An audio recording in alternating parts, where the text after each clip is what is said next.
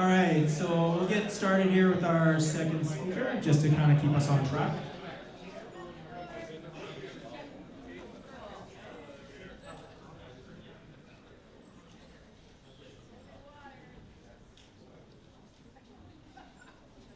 So again, this symposium would have been possible with some of the people who were supporting it and helping us get through it. I just want to give a shout out to Paladin Pharmaceuticals, who helped sponsor the venue, Uniform Works, Dance Adult Photo, as well as TST Canada that helped support the door prizes, which we're going to start handing out after this second speaker. The School of Nate, which helped support our refreshments, our coffee, and then the McLeod Center was gracious enough to sponsor the videographies to allow this symposium to be presented and accessible to you guys after this date. So I'm not going to speak too much introduction for our next speaker here. It's Jacques Copins, who works for STARS. A lot of his introduction is going to be built into his presentation, and I'll let him take over.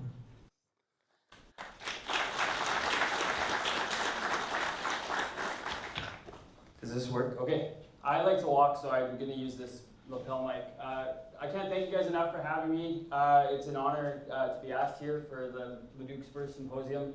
The PowerPoint's being weird here. I have no disclosures. Anyways, yeah, my name's Jack Coppins. I've been a paramedic for about 25 years in this province. I've worked all over. I like to keep my patches, so these are all the places that I've worked in. And when I was asked to come talk to you today about trauma, I started thinking about all the things we do, like trauma across the board, and what I've taught over the years. You think about needle decompression, TXA, pelvic binding, all this stuff, now Penthrox, which is fantastic. But when you think about this stuff, I started wondering how I was going to spill that. A lot of those are skills, and so when we talk about skills, like, am I going to do some of this stuff? We talk about studies. And then I was sitting at home the other night, and I was watching my favorite show, The Office, and I saw this clip. Who were you faxing so early in the morning? I took a box of Dwight's stationery. So from time to time, I send Dwight faxes. From himself. From the future. Dwight, at 8 a.m. today, someone poisons the coffee. Do not drink the coffee. More instructions will follow. Cordially, future Dwight. No! You'll thank me later. So I saw this clip, and then I started thinking to myself,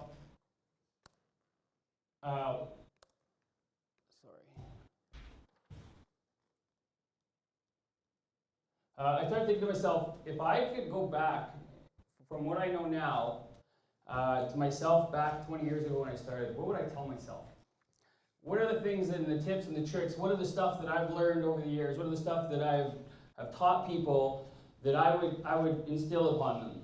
And when regarding trauma, we think about all these things, but the biggest thing I wish I knew is really all we need to do is manage the ABCs. And this goes for any patient. If you can manage the A's and C's, you'll be far ahead of the game. We talked about pelvic binding, well, that's managing C. Decompression, managing B. We talk about all these things, and when we think about shock as a whole here, when you look at this, to get perfusion, the three around are C, and then that air exchange is the A and B component. And so as long as we're good at maximizing that, you're going to buy yourself time. And I always think about, when we think about us as practitioners, we steal a lot of what we do on the road from the ICUs and emergencies. And if you think about an ICU physician, that ICU physician really is just a master of A, B's, and C's. They put a tube in their throat to protect the airway, put them on a ventilator to breathe for them in different ways to help them through, and then use pressors to manage C. But that just buys them the time to sit there and do all the tests and treatments that they're going to do to figure out what the root cause is and how they're going to treat it. If they weren't managing those A, B's, and C's, they couldn't get to where they wanted to go. So I wish I would have known the effectiveness of a proper jaw thrust. And I'm sure we can all sit here and go, yeah, we know how to do jaw thrusts. Yeah, we're great at it. And so I saw this radiography,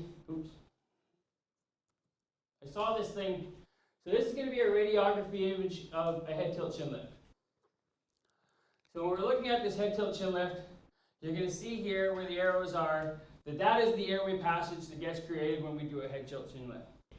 And I know we sit here and we say, yes, we are all experts at jaw thrust, but the problem is that when we get panicked and we get overwhelmed, using our EC clamp technique, we're more likely to push down than we are actually to lift up. And I would say you watch people and they actually, when we push down on the mask, you're actually pushing down to the ground, and we want to lift up to the heavens. So we want to lift that jaw up to the mask and into the heavens. So when a jaw thrust is done properly, when we actually look at the jaw thrust, look at the maximum airway that gets created. So that is taking that bottom jaw and getting it up. And so if you look when that comes up, you can actually see the three highlighted structures. You can see the oropharynx, you can see the epiglottis, and then you can see it opens up to the trachea. And so when I saw this picture, I sit there and go, wow, that is probably, as a practitioner, the biggest airway we are ever going to have. We talk about intubation, we talk about supraglottics. We take that airway that's about this big and we put a tube in it that's that small.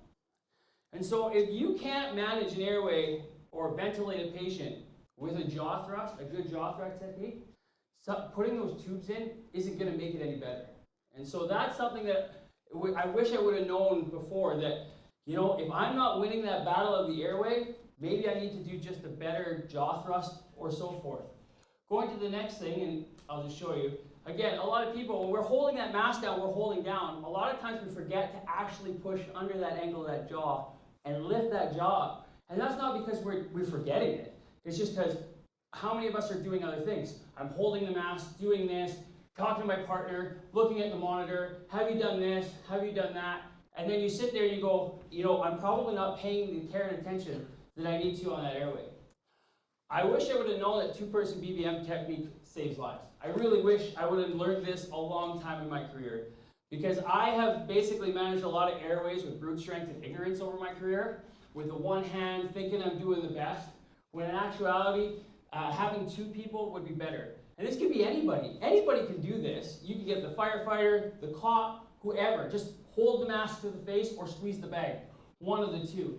And so when we talk about this, in 2022, it was such a prevalent point that the pre-hospital emergency, or the National Association of Emergency Physicians, came out with a whole statement. And so when they came out with this statement, I was reading this article and they're saying, BVM is challenging in 15% of the patients just generally.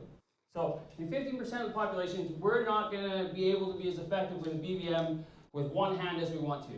Then this statement I loved. Anybody over the age of 55, anybody that's obese, anybody with a beard, anybody that's snoring is going to be difficult BVM. How many of those are our patients? Everyone. So right away we're behind the 8 ball when we talk about this, that we're sitting there. And when they talk about this, they did this in 20,000 cases. So this isn't just a small study. This is like an exasperating study of BVM use. Then they talk about, hey, EMS, just our environment makes it difficult to use a BVM.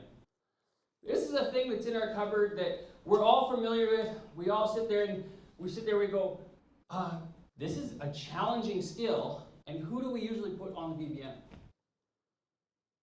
Probably the least qualified person in the back of the ambulance, right? Paramedics grabbing drugs out of the cupboard, the backup shows up and it's like, hey, you student, bag that patient.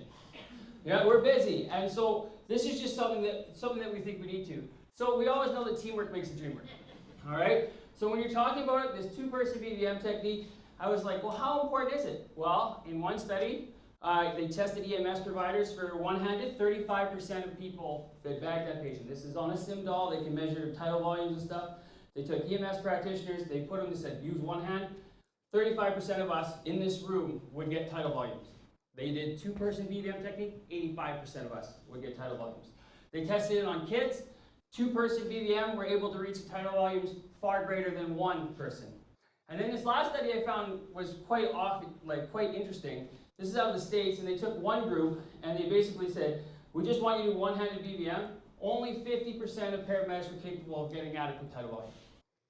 So if you think about that, we're probably not as good at this skill as we probably think we should be. And there's a lot of times where we've responded, and you get into an ambulance and you see the low sats and the ventilation, and once you get two people on that, everything fixes itself. But it's having the awareness to say, you know what, this is important, and I do need to dedicate two people to this. They don't have to be the best. I need to have somebody who's trained at a good jaw thrust, and I need to have somebody to squeeze the bag, but this is their job. So again, there's the two techniques. You can do the double-handed EC, and I prefer the thumb. So I prefer putting the thumbs over and pulling that jaw up to get to where you want. But neither, in any of these studies, neither was a preferred one. I wish I would have known early in my career that positive pressure ventilation decreases blood pressure.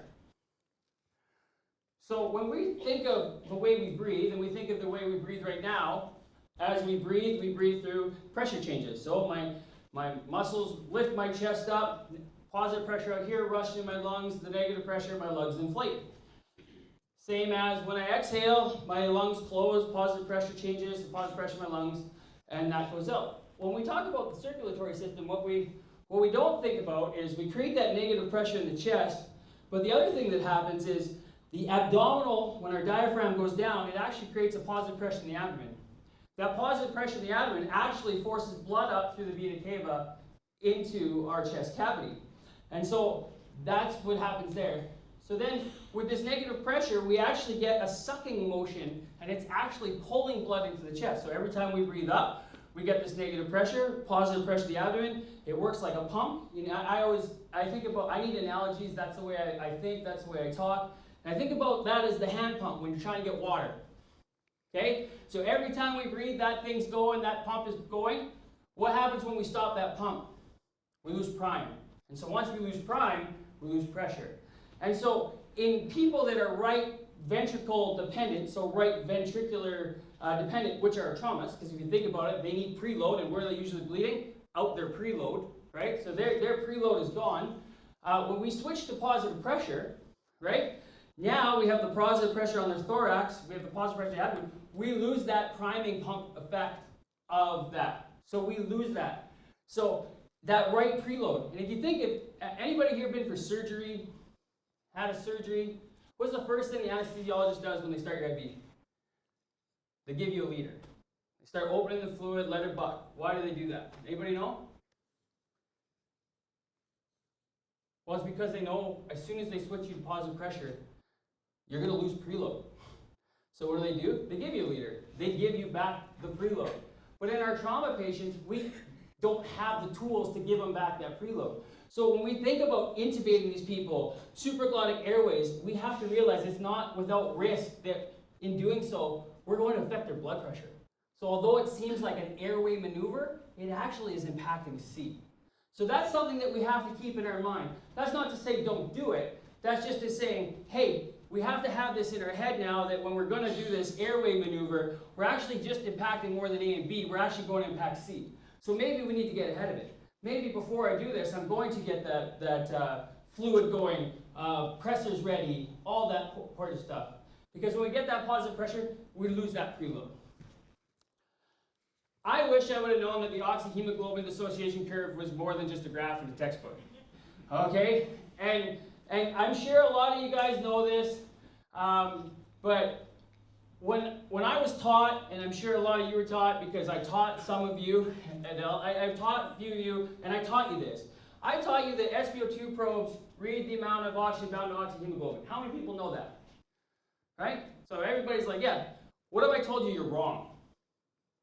SpO2 probes do not measure the amount of oxygen bound to hemoglobin. They don't. And you're all looking at me with funny faces like, what are you talking about? SpO2 probes only read red light. That's it. They do not read the amount of oxygen bound to hemoglobin. And we take everything from EMS. You think it's funny because I just found out, I'm like, Yonkers, you guys have seen these things called Ducanto suction catheters. I was talking to a guy, I'm like, why do we get a Yonker? What's a Yonker for? He's like, actually, Yonkers are for tonsillectomies. So the ball on the end of it was so when they're doing tonsillectomies, they can actually press the side of the wall, put pressure on where they're going while they're doing the procedure. I'm like, well, why do we use this? Like, this Ducanto is just a tube that's this much bigger, and it's so much more effective. And he's like, well, because in EMS, we always look at other people and steal stuff that will fit in our box. So we stole the Ducanto. So when we start thinking about SAP probes, and one of the things is, we always take things that are estimations of arterial values. So yes, the SpO2 monitor is an estimation of what the arterial value is. And how it does is it shines bright red light through your finger and dark red light through your finger, And oxygen-bound blood is bright red. So the more bright red that goes through, the higher the value. The more dark red blood, if you have more dark red, the lower the value. So when you think about that, it's literally radiant red light, which is why it gets tricked. So we've all been there where you're like, this guy's sat 70, he's talking to me, he's pink, what the heck's going on? It's on the sheet again. Click. And then you're getting a good reading. That's not to say it's not accurate. If you have a good plethogram, you probably have accurate. But you think about when's it fail you? Low flows, can't read red light. If you give hydroxycobalamin, which is bright red, you'll get a false reason.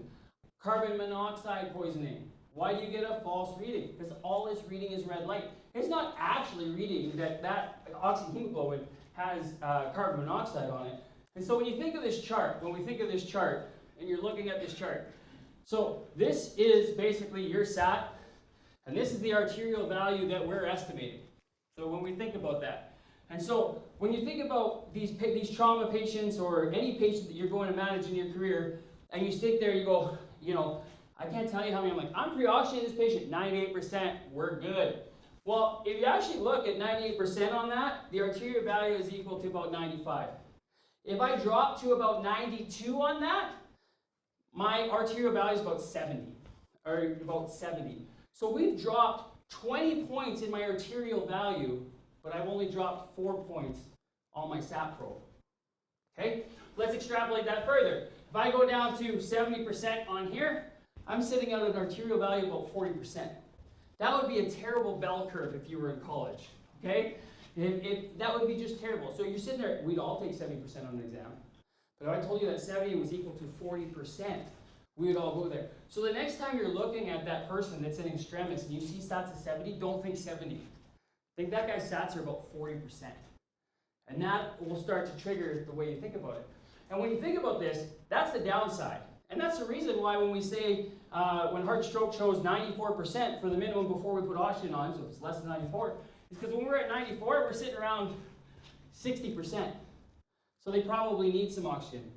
And so that's why we're so aggressive. The reason we don't put it on past 100 is, well, the SAT probe stops at 100, but guess what goes on to infinity? Your arterial value. Now, I see some older practitioners in the room, and you're probably like me and remember a time where anybody in shock got an on-breather at 50 liters a minute, left on them for days. We drop them off the ER, you go see them 4 hours later, and then you hear about their arterial gas, and their arterial number is like 400. Right? And then we hear about this term, oxygen-free radicals. How many heard the term oxygen-free radicals? Well, that was us. Okay? We caused that problem. Why we don't have them anymore is because if they're over 100, we don't know where this arterial value is. We have no idea on this scale where that arterial value is. But if they're 99 on the SAT probe, guess what they're not? Over 100. So in that case, when you think about it, we don't want them to be over 100. We want to be at 99. So if I see somebody at 100% at 10 liters, I'll dial them back to 8 until they go down to 99. Why? Because then at least I know I'm not creating those oxygen-free radicals. How can we use this? And this is like one thing that blew my mind is we can use this knowledge to our advantage. So when we're thinking about this, we're using this. When we talk about pre-oxygenation for intubation, I used to sit there and go, 98%, we're good. What happens when we take the battery away? Pew! Why? Because we're at 98%, and it only takes this long to get to here. So what I now know is I want to get them to 100% for minutes. Minutes. Get them to 100%. You know, screw the oxygen-free radicals at this point. We're going to manage the airway. We'll deal with it later. But if we can put them on there for 5, 10, 15 minutes, 100%, let's say we get this number to 140. So I go in, start to do my intubation. We start going, I'm struggling, can't see the glottis, can't find what I'm doing. Well, I'm not going to see a SAT probe drop, or SAT drop until it goes 130, 120, 110, 100. Now I'm going to start seeing the SAT probe drop. So what did I just do? I bought myself 30, 40, 50 seconds in that airway. I've been in a tough airway for like a minute trying to get a tube, and the SATs never went below 100. Why? Because I had him on BiPAP for 40 minutes beforehand. And yes, if you took his PO2, it was 600. But that bought me time. And so at the end of that, once we get it all managed, now I'll bring them back down to that 99 to 94 range, try to get them where they need to be. And talking about that, I wish that somebody would tell me it's actually denitrogenation, not pre-oxygenation. And you talked about nitrogen and oxygen in your wonderful presentation, and it was just fantastic. And so when we think about air and the air we breathe, we know that, sorry, some of my stuff isn't working here. But we know that oxygen is 21%, CO2 is 0.4, and up there is supposed to be a big N that says symbolize nitrogen, and it's about 78%. Well, nitrogen is an inert gas.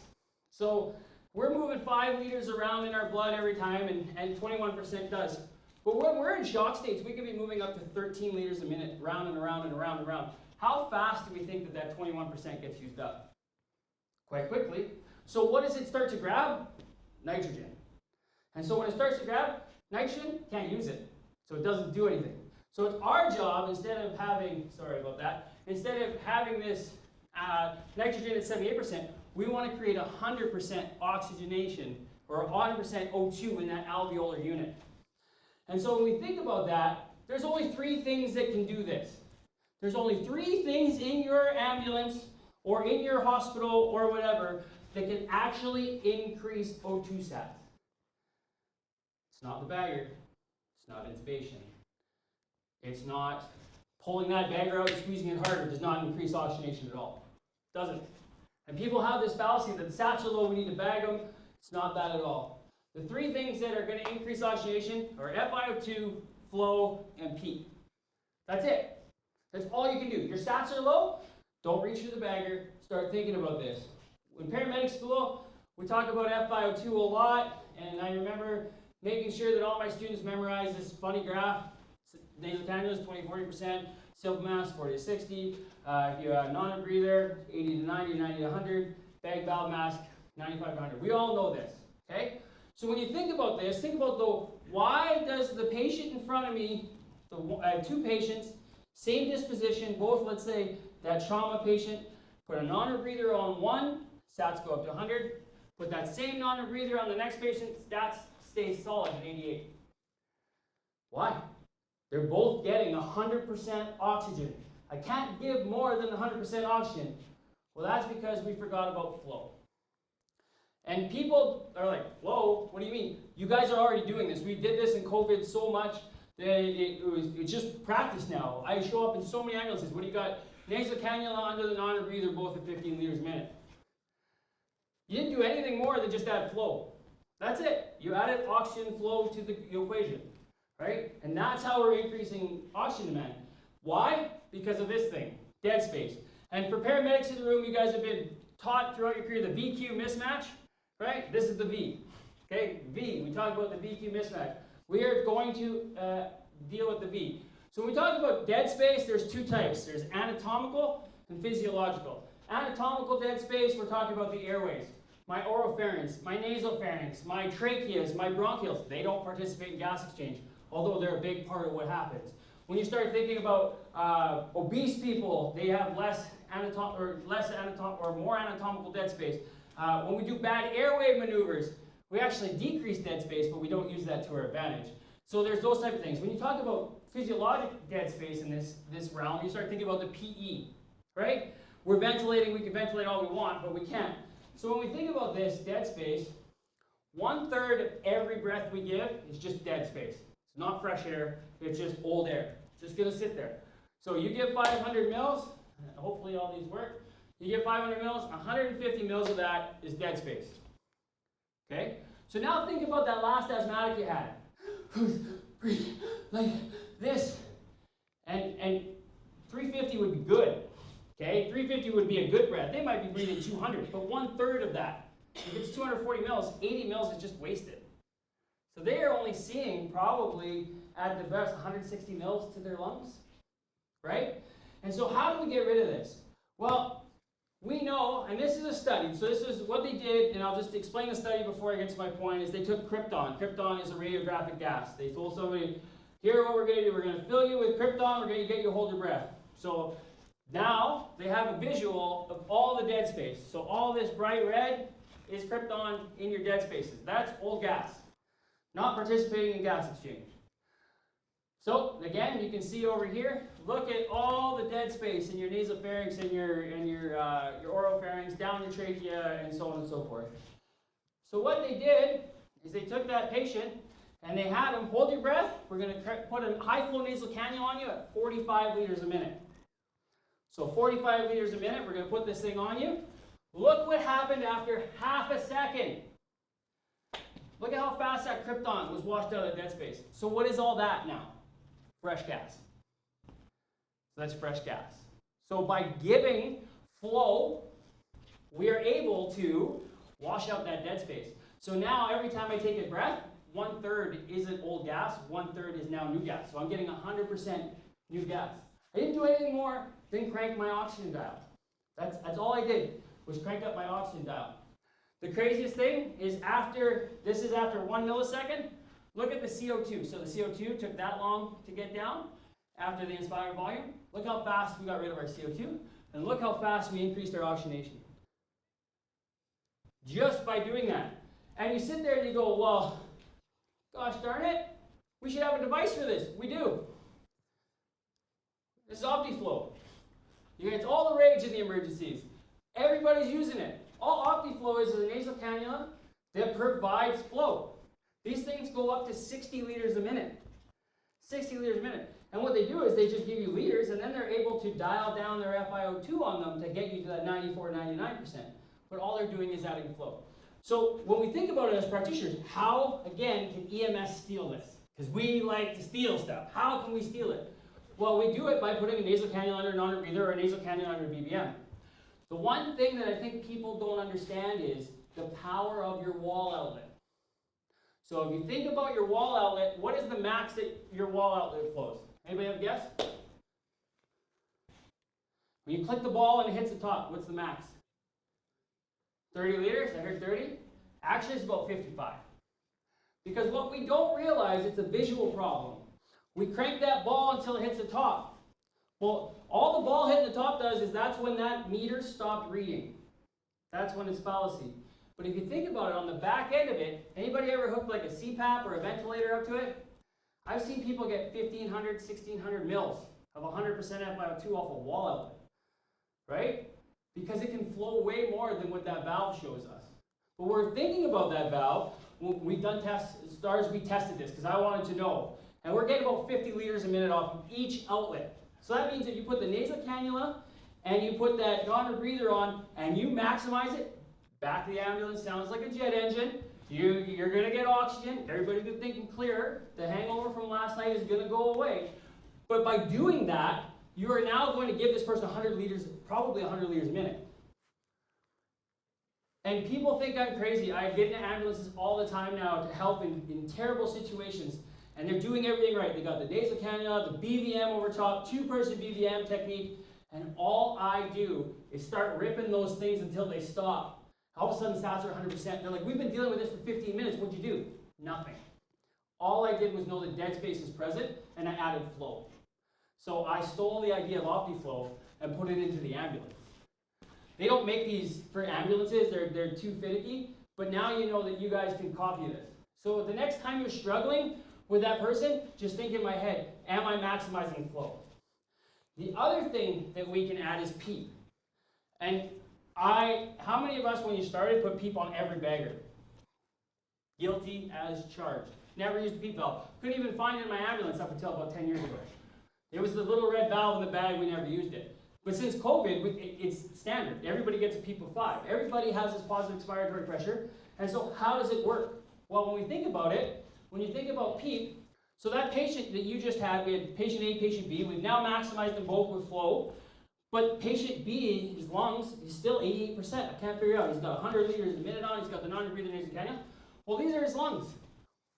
Only 2/3 of his lungs are participating gas exchange. We still have 1/3 of dead space, right? That's part of the dead space problem. So how can we get rid of this equation? Well, we add PEEP. Watch what happens once we add PEEP.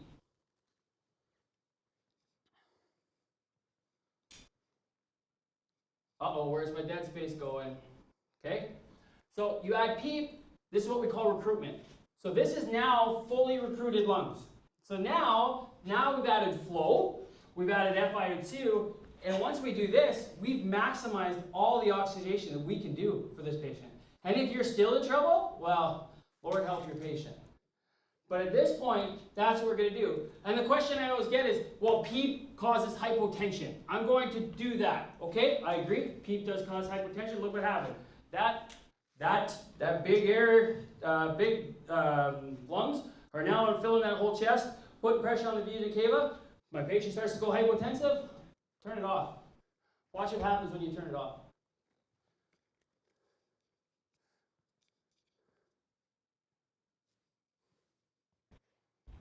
So if you went up to 12 or 10 and the patient goes hypotensive, pull the PEEP valve off. Take the tube off the bagger. PEEP's gone. Patient's still hypotensive? Guess what? Wasn't the PEEP. Okay? Was not the PEEP that caused your problem. All right? So then would I be judicious when I go back up? 100%, but it's probably not the PEEP. And we all walk around with a PEEP of 5, so you should be able to do 5 quite well. I heard a term earlier that I loved, and you used it, and I thought it was great. I wish I knew that decompensation happens way before hypotension. And so this is supposed to be a heart rate of 130, blood pressure of 110 on 80, respiratory rate of 24. And my question to you guys is it compensated? Heart rate 130, blood pressure 110 on 50. How many people would say it's compensated? See lots of people put their hands. How many people say decompensated? How many people don't know and they don't want to answer? Well, this patient is actually decompensated. Okay? Why I do that is if I myself was sitting here and I wanted to get, if you think about blood pressure, my normal blood pressure is 128, my heart rate 70. Unless you're an ultra athlete, if I ran on a treadmill to get my heart rate to 130, what would my blood pressure be? Like 150, right? Probably pre-code, like 150, 160. So if this person who's in shock has a heart rate of 130, we should expect his blood pressure to be like 150. But it's not. It's already 110. And when I think of shock like an algorithm. Compensate, compensate, compensate, and then decompensate. This guy's probably just past that compensation line and he's starting to decompensate on you. And you know what's crazy? They've known this since the 60s. This was developed by a cardiac physician in the 60s who realized that if the heart rate was higher than the systolic blood pressure, that they had an increase in mortality and stuff went sideways. The other one is, if you're going to intubate this person, in this situation, they're going to crash because they're not compensated. And if you think about the fight or flight mechanism, I'm running away from a bear and we're going to intubate me. Well, first thing we know is we're going to switch from negative to positive pressure ventilation, which is going to decrease my blood pressure. The next thing, I'm running and then we go, hey, how little ketamine? Hey, bear doesn't seem so scary. All of a sudden your adrenal glands and that stuff doesn't work at the same level. And then you give paralysis. Boom. I take that, your adrenaline, your epinephrine, norepinephrine, and squeeze in every vessel in your body as tight as it can, and we give the biggest relaxant in the room. Boom. So my container that was this big is now this big. I'm going to cause that.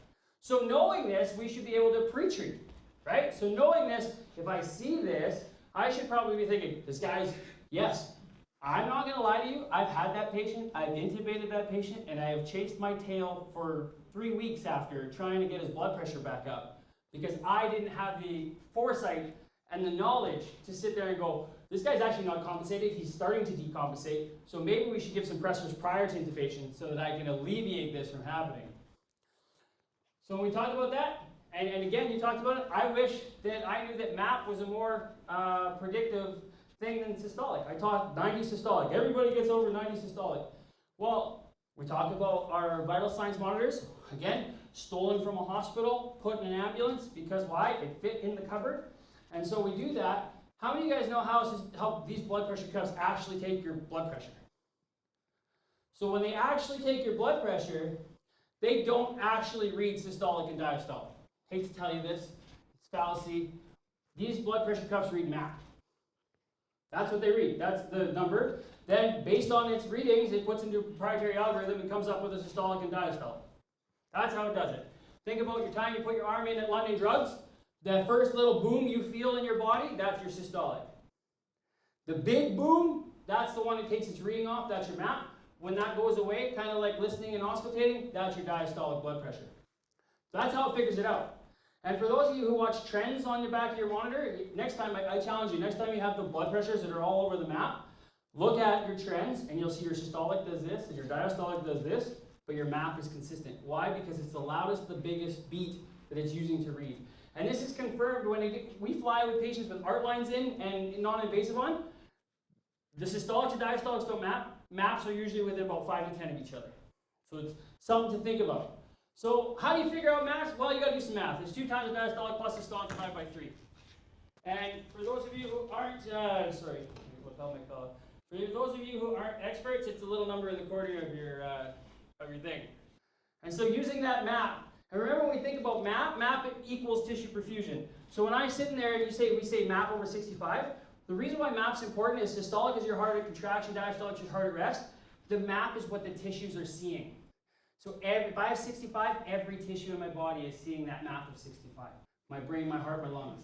Okay? I see a map of 40, every tissue in my body is seeing that map of 40. So that is why map is a way better predictor. And if you think back to when we used to treat heart attacks, and I laugh at this, I'm like, so we had nitro. So that systolic at 90 over 40, well, you can't give nitro until it's over 100. Give some fluid, 500 mils, heart rate or blood pressure is 105, give nitro down to 90 again, give 500 mils of fluid up to 100, give nitro. In about 20 minutes, I've now given that guy 1.5 liters because I want to give 3 sprays of nitro. When in reality, I probably should have just been okay with that map of 65. He's perfusing, and I didn't have to give all that extra fluid to a heart that's dying. I really, really, really wish that I knew that levofed does not leave them dead. Okay? So when we talk about this is a kind of a big change in the last 5 years. All the studies that I looked through, the only major consideration was in 1% of patients you are going to have extravasation, and that's really, really bad. So as EMS, if you want to use this, feel free. Levofed is better than anything we got for blood pressure. Your one job is to make sure that it does not go extrastitial. If it goes extrastitial, that's where all your problems lie. Other than that, she's relatively safe. What does levofed do for us? Well, it quickly corrects hypotension, improves cardiac output, improves tissue perfusion, prevents us from giving a ton of fluid, and it causes improvement in patient outcomes. How do I know this? Well, this study here was in sepsis, so extrapolate it to trauma how you want, but I thought it painted the picture the best. In sepsis, we know fluid. Fill the tank, then squeeze it. So in this study, they took group A, they only gave 20 to 40 mils per kilo before they started levo, and then in the other group, they took the other one, they gave 40 to 60 mils. Okay, then they started levo. So in group A, obviously, they got MAP faster, 2 hours and 3 hours. Lactate was decreased 37% to 22. The amount of fluids I gave were decreased 25 to 35 mils per kilo, and the survival rate was 71 to 45. You know what else it did? It decreased hospital discharge, decreased ARDS, decreased length of stay on a ventilator. So when you're thinking pre-hospitally about levofed, if in your head you're like, I've already given a couple liters, I should probably start a pressor? The answer is yeah, go ahead. I would rather start the pressor after 2 liters, then give another liter, watch my blood pressure go up and dial back that pressor. Safer. That way we have at least an idea of how we're going to manage this patient, as opposed to giving 4, 5, 6 liters, and now we squeeze the tank, and now they're in congestive heart failure, and now we have all these co-problems with giving that mass amount of fluid. I wish I knew that the pink IO needle isn't for pediatrics. Okay? Oh, sorry. We have if you didn't realize this, EMS has a terrible, terrible success rate with IOs, and 90% of it is needle. You're all good at giving them, you're all good at doing it, but when they fail, the #1 failure rate is needle selection. Okay? I always find this hilarious when you look at the package. The pink is 3 to 39 kilos, and the blue is 3 to wherever. Okay? Well, how can they both be for the same? And so every time I put a pink IO in a ped, it's failed, or it will eventually fail. Reason being is because what ends up happening is as you fluid resuscitate a kid, their skin swells and it pops itself out. The other one is you only have this much biting into a bone and we're pushing D50 through it, she's gonna come out. So I say pink is for preemies. I wouldn't probably put pink in anything probably small, like 1 month to 6 months, that's when I'm gonna be doing that. But remember, you can put a yellow in these cats. It's like drilling a screw into a wall. You go until she bites. Once she's bit, you're good. You can use that IO needle. So I'd rather go big and leave a little needle out of the skin than go small and have it come out. The other one is if you're worried in a ped, and this was taught to me by one of the pediatric crews we fly with, if you put an IO in and a have peed and you're like, oh my God, is it interstitial? Squeeze the back of the calf. If your drip or chamber stops flowing, you're interstitial. Because if you can influence the pressure in the line with the squeeze in the calf, you're not in the bone. You're not isolated to that bone. I wish I knew that rapid sequence should be anything but rapid. Okay? And those of us who are older, we remember the 5 P's of innovation. About 7 years ago, I was teaching the 7 P's. Now we're up to the 9 P's. Okay? So there is no possible way to do this fast. There's no possible way. And anytime I have tried to do it fast, I get myself into trouble. So the first thing I do is start to slow down. By the time we plan, get IV, monitor, get C-spine protected, make sure that they're in the proper position, and position is everything to success. Pre-oxygenate, we talked about this now. The longer I can get them at 100%, the better. So if they're at 100% doing well, and I'm ready to go, I might wait 2 more minutes because I want to make that arterial value as great as I can so I have as much time to mess around in that area as I can. Pre-treatments, get our levo ready because we know that shock index, if the patient's shock index is going to drop his blood pressure. We know that too much fluid's bad. We know that switching to positive pressure is going to drop his blood pressure. We know all these things, so maybe we'll just start it, get a bump in blood pressure. By the time we give all our drugs and everything, if he's still hypertensive or normotensive, I can shut the levo off. But at least I was prepared. All that stuff before we even consider passing a tube. So all those things have to happen so we know that that's not going to be rapid. I wish I would have known that if I didn't have a checklist, I would forget something. And so when I talk about this, and I talk to my wife, and she sends me to the store, she's like, oh, we need milk, bread, and honey, and I should come home with beer, chips, and a chocolate bar. It's because she didn't send me with a checklist. And so I'm going to leave this for a second here. If you guys want the STARS Airway checklist, take out your phone. You guys can steal the QR code. This is a checklist we use on every intubation we do. And I can tell you that every intubation, something is found that I've missed. Whether it be something as simple as, oh, didn't have the OPA out, didn't have the tube holder under the neck, suction fell off the stretcher, where did it go? This is what allows us to make sure that every time we're doing these high acuity, low outcome events, that we are in tune with it. So the last one is, this is a trigger warning, so I'm just going to be honest with you. This is my story. I'm not a mental health expert. I'm not here to claim I'm a mental health expert, but I figured because it kind of has a tie to trauma, I tell you my story. I want to give anybody, if you feel you need to step out before you hear my story, during the story, this is a safe room. Please step out. We all understand. If you get emotional, that is totally fine. And to get emotional, I just like to preface this by telling you, again, this is my story. I'm not an expert, but this is just what I went through. So in 2010, I went on a ski trip with Parkland County ambulance, all my friends, my colleagues, everything. Fernie, beautiful trip, lots of beer, lots of stuff. On the Saturday night, my friends and my brother went downtown. I stayed back. There was a nice little girl that I had just met. I was going to stay back and try to woo her. It failed. I was terrible. But at 3 o'clock in the morning, I got a phone call that my brother was in cardiac arrest in downtown Fernie. So, of course, what anybody does, get me to the hospital in whatever way I can. So I rushed down to the hospital with all my crew, everybody, my friends, what the hell is going on? And I wish I knew previously in my practice that the family doesn't care about medicine. Because when I walked through the emergency room door, this is what I saw. So, heard all the familiar sounds of a cardiac arrest being run, heard the epi, heard the AED, heard the shocks, heard everything. They would not let me watch. I don't know if it was because I was a paramedic and we were in rural BC and they were worried that I was going to be second guessing everything that they were doing. I don't know if it was because something in their mind triggered. I don't know if they maybe just, this is, again, a long time ago, we weren't as patient focused. But I can tell you, standing outside that curtain, not one time in my head was like, are they doing this right? All I wanted to know was, I want to see my brother. I want to see my brother. So when you guys are doing these arrests and these traumatic calls and this stuff, I want you to keep in your mind that it is important to include the family, if you can. Obviously, we know there are limits to that, and we know they may not want to see this. That's fair. But if you can, it's important. Because to this day, in my recovery, I still sit there and go, I would have loved to have been able to see what was going on. Okay? After that happens, they tell me my brother has passed. I have to make the terrible phone call to my mom and dad, tell them that their son is dead, wait there until they get there. It's all terrible. But then, what do? We come home, I get my 2 weeks off, have the funeral, and what do? What is everybody else thinking? I go right back to work. Why do I go back to work? Well, because they're my friends, they're my colleagues, it's a distractor. I'm not going to let somebody else go through what my brother did. I'm going to stop that from happening. So I go back to work, unbeknownst to myself, thinking I'm fine, I'm tough, I can take care of this.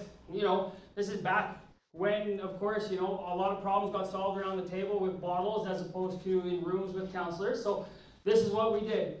So go back to St. Albert, I'm on a call, it's 3 in the morning, kid off the roof, we're in the back of the ambulance, I'm attending, gonna get ready to intubate this kid, and who freezes? Me. Crew was amazing, had my back, I snap out of it, get the tube, get the kid to the hospital, he had a great recovery, so that's not the bad point. But when I get back, guys are like, what happened? Why'd you freeze? Oh, like, 18-year-old kid, intubated, back in my truck. Like, it hit some points. Was that a red flag for me? No. Next day, back at her. It wasn't until I'll just skip this slide here. I was at Nate giving a presentation on critical and stress debriefing.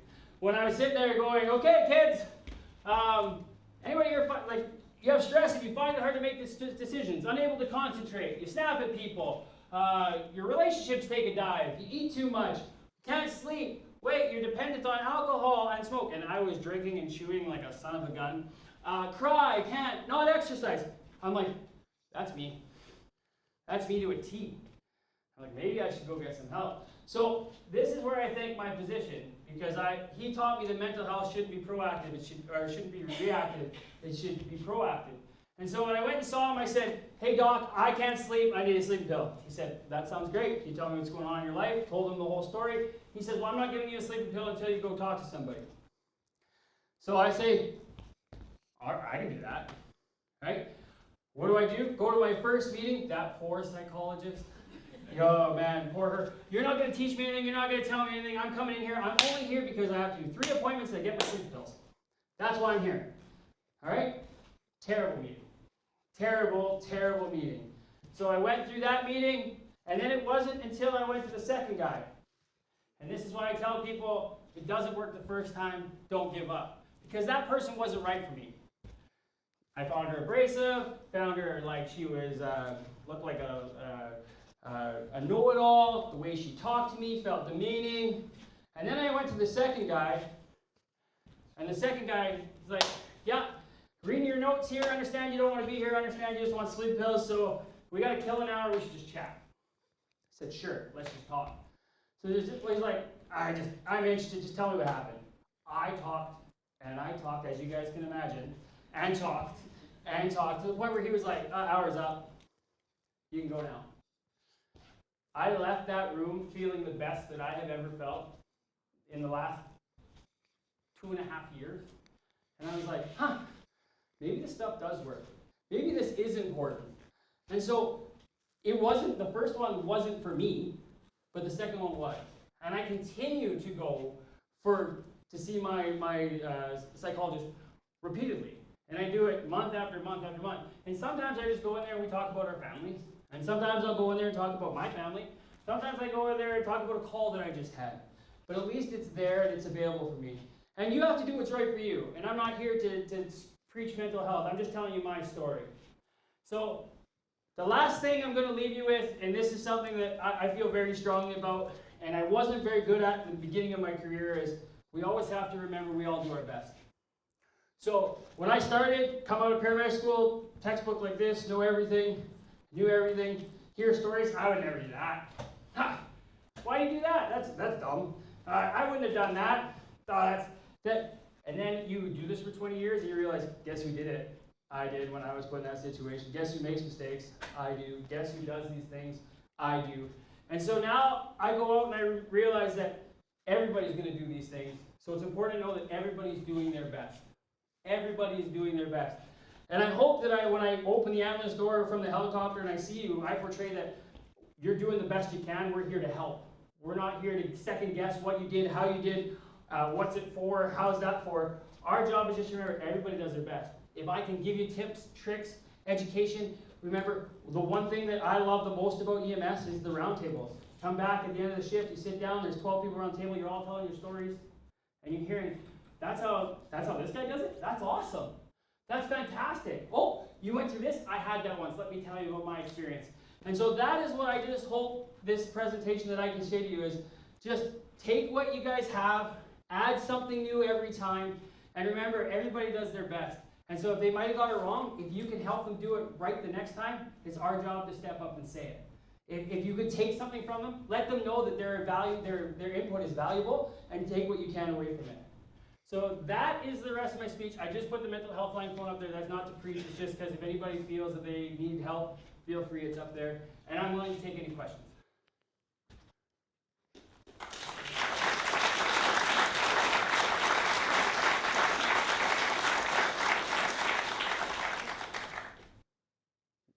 Is no questions a bad thing? I feel like this is terrible. Well, I can't think. If there is no questions, okay. I can't. Yes, go ahead.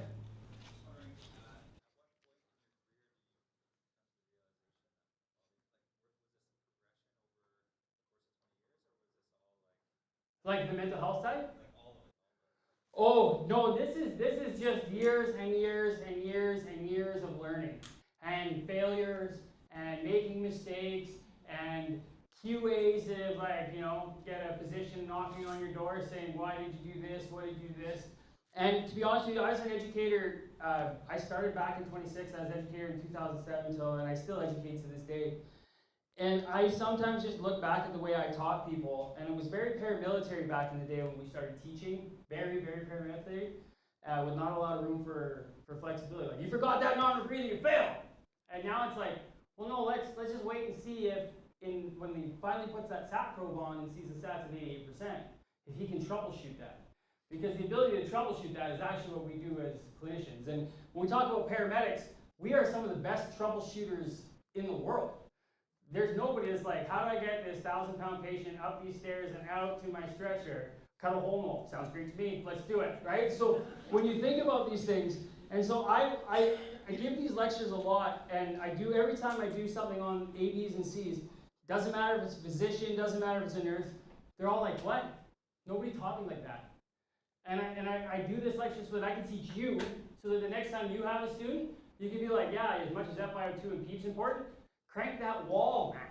We're running at 20 liters a minute. We can do 50. We can do better, right?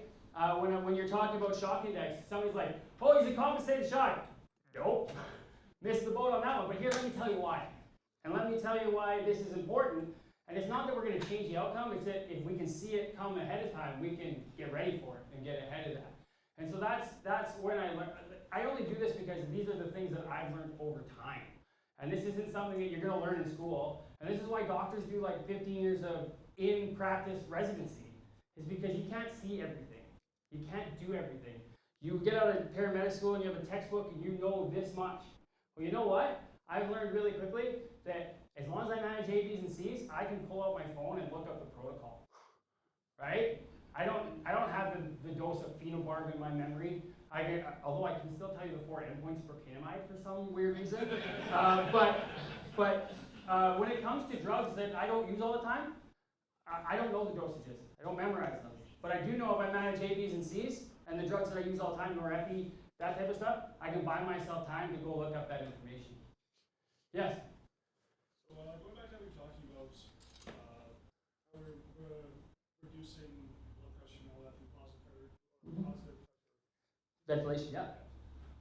In terms of, say, AFA or MFR level fire services, is Mm-hmm. there anything that they can do to recognize or to mitigate that practice or access? No, but the understanding, and this is probably one of the things I've learned more at flying with stars and having ICU people be like, do not intubate this person, you will kill them. And you're like, but if I saw that person 2 minutes ago on a ground ambulance, I probably would have intubated them, right? The reason being is they just have these knowledges and insights to what's going on pathophysiologically. And I don't want to scare you away from positive pressure ventilation, because oxygenation and breathing is more important than the little drop you're going to see from the positive pressure. And that positive pressure only happens in the patients that are right ventricular preload dependent, because positive pressure does have benefit in left ventricular stuff. Positive pressure does decrease preload, but it also decreases afterload. So when you think about that, you think about, cardiologists will tell you, positive pressure ventilate that cardiogenic shock, because we actually splint the heart and actually assist it in contraction. So it's not the end all be all. The way I say this though, we're talking about trauma, and trauma people don't usually have preload. And so if they don't have preload, and when I switch to positive pressure ventilation early before resuscitation, then I might end up in a situation where any preload they have, I stopped. And so that's what I was speaking specifically to that trauma patient, because there are a whole subset of people that are like, yeah, you need to put them on PEEP. Your BiPAP or your COPD or all this stuff, it's important. But when we're talking about trauma, it's just to put it in your head that when you have low blood pressure, that shock index or whatever, we need to resuscitate before we intubate. And that's very, my whole career until the last probably 10 years, it was something that was in the back of my mind when it should have been in the forefront of my mind. And I mean, how many people here were from the ABC ways where you didn't start chest compression until the tube was in the hole, right? And we sat there for 20 minutes on the ground trying to get a tube in a hole, and nobody did compressions on the cardiac arrest. And then we went to CAB, and we're all like, CAB? Like, that's crazy. Why would I do compression? And then we started getting people back. We started seeing this. We're like, man, maybe we're doing it wrong the whole time, right? And now I hear it all the time. They took away our intubation. They took away we just have iGels. But now you hear people, this is like 3 years later, people are like, iGels are great. Why did I intubate that before? I could just put this in and go? Like, that makes a lot of sense. Now you've seen that if iGel's not working, guess what? 2-person jaw thrust, far better than an iGel. Your airway goes from this big to this big. So when you're struggling with the iGel, don't, how many times I'm like, the 4 didn't fit, the 5 didn't fit, the 3 didn't fit. I'm like, well, can you bag them? Yeah. Okay. Let's just bag them then. So those are the things that I think about. So when it comes to you, you have to manage A, B's, and C's. And sometimes that's at the detriment of the other. But if it's at the detriment of the other, when people get there, you can be like, yeah, he had shock in this. Or this happened before. But I would not positive pressure because of that. But if for us, paramedics that are thinking, I'm going to want to intubate that later, like he's breathing on his own, on a breather in Daisy County, but he's the head, and in like 15 minutes I'm going to want to intubate that, knowing that I'm going to drop the blood pressure, I might hang the norepi, start it at 0.05, his blood pressure goes from 107 to 130, give all my drugs, intubate him, and his blood pressure stays at 100, we're good. As opposed to blood pressure 70, get the norepi! Well, who knows how to put that in the pump? How do we mix that? What do we do? Well, we've already got that out of the way. And so that's what I'm talking about there. Is there any other questions? Does that answer your question, sir? Oh, yeah. Is there any other questions? Well, I can't thank you guys enough for listening to me talk for 45 minutes. I can't thank you enough for allowing me to share my personal experience with you. I will be around for the rest of the day, so if you do have any further questions, dying, anything that I can answer, I'll be happy to answer. So I thank you again, and hope you have yourself the best version of the show. I'm more excited.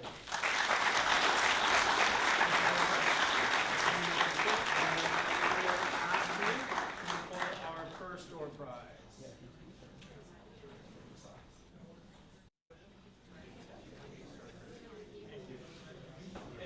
All right, so if you are number 2, 6, 1, 2, 4, 5, you are first door prize winner.